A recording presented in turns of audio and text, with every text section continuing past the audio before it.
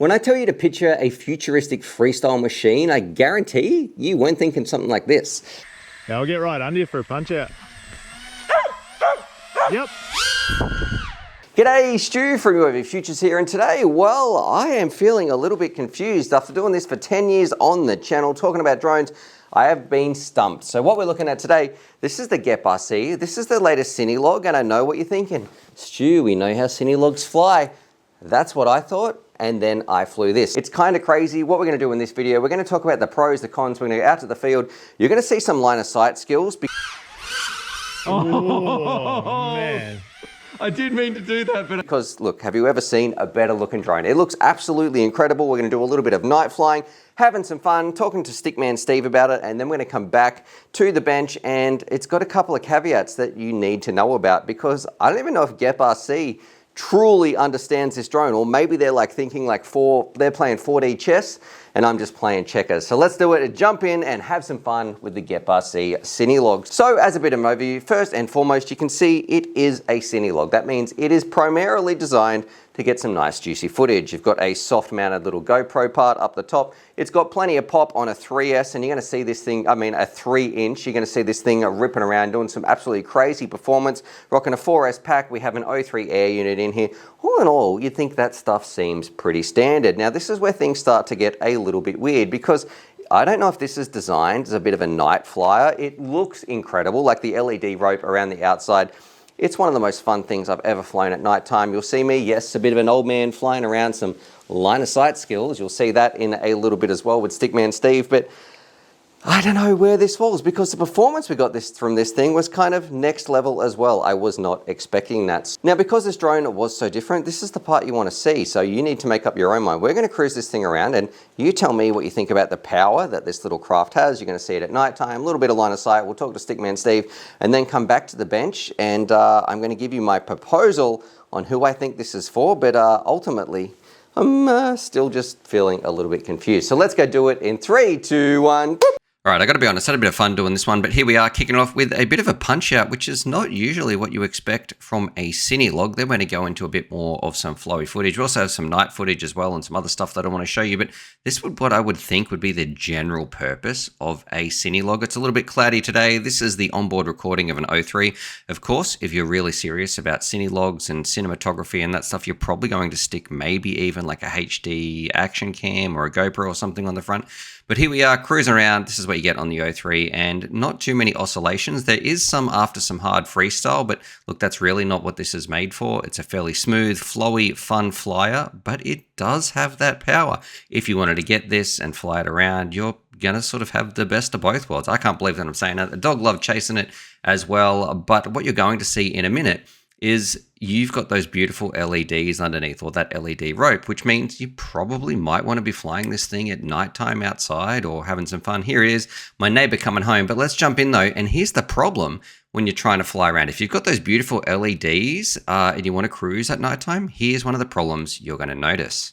So without any real ambient light, it gets so dark. Like you might think, yeah, I can fly, but look what happens when we move away from the floodlights at the front of the house. It is extremely dark. And this is where I'm also noticing DJI doesn't seem to handle low light flying very well. So if you want to show off those LEDs, you got to make sure that, okay, it's dark enough that people can see them, but also so you can actually see where you're going to fly. So it's a bit of a catch-22.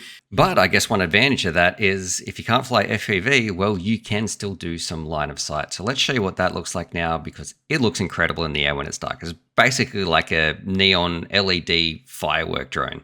All right, so we're going to test my line of sight skills, because it's far too dark for this.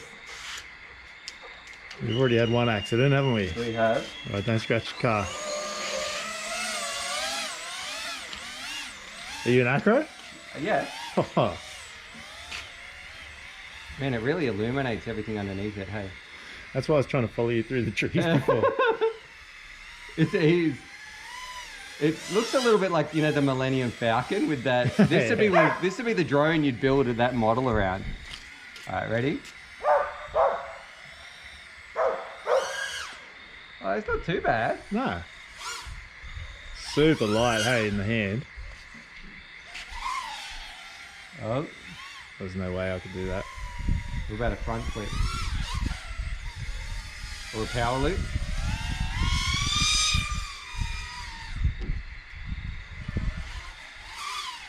I've sort of lost direction. No. You got that little where the got me. LEDs return in the middle? Must be the back of it. Yeah. We'll do a couple of flips or rolls.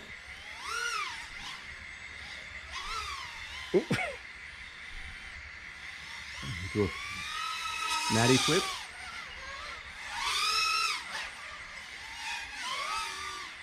How about this one? They call me quad mower, not mover. Oh, man. I did mean to do that, but I fluked that, I think. Jeez. I'm bringing it in. Landing. Classy as usual.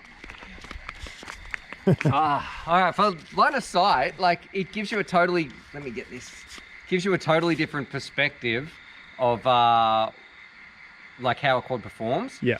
That looked pretty good in the air. It looked awesome, dude. All right, let's meet up in the daytime, rip it around and give it like an actual flight read rather than just mucking around in the dark, because you can't fly FPV when there's no light. It's so hard to see. So we need to go somewhere we can see a bit more. No worries. All right. Actually, here's a little bonus for people who wanted to watch the whole video. On the left, you can see the low light performance, and on the right at the same time was Steve flying around his little Lightning, which has a Walksnail in there. So yeah, the DJI low light, you can barely see anything, but Steve, I would say, could still fly and see. So these are flying at the exact same time. We're both cruising around. He was trying to chase me a little bit. I couldn't really see where I was going because I just didn't have the low light, but the Walksnail seems to be handling it pretty well.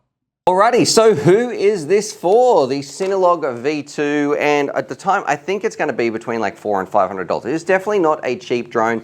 It has plenty of power. It is heaps of fun to fly. However, I'm kind of confused. I think if you are the person out there who's like maybe filming concerts and they don't want an inconspicuous drone, they want something that's going to add to it, this is going to be right up your alley. Like Westside, I think him flying a craft like this, he's going to be like, man, that looks amazing. Event organizers are going to like it. Now, for me, I think that the LEDs, they look amazing, but if you're just an everyday pilot, unless you've got some friends you're flying with, you're never going to see them. It looks amazing at nighttime cruising around, but unless you've got some ambient light to actually be able to see, the DJI inside, it just doesn't handle low light well. So it's kind of like made for low light, made for filming with extreme performances, but you can't actually see. So in the end, I'm confused. If you like the look of this drone, if you've got friends to fly with, you still want something that's going to carry a camera platform and like it really does have some serious freestyle potential, yeah, by all means pick this up. Maybe kids are going to like watching this thing in the sky as well, because it really does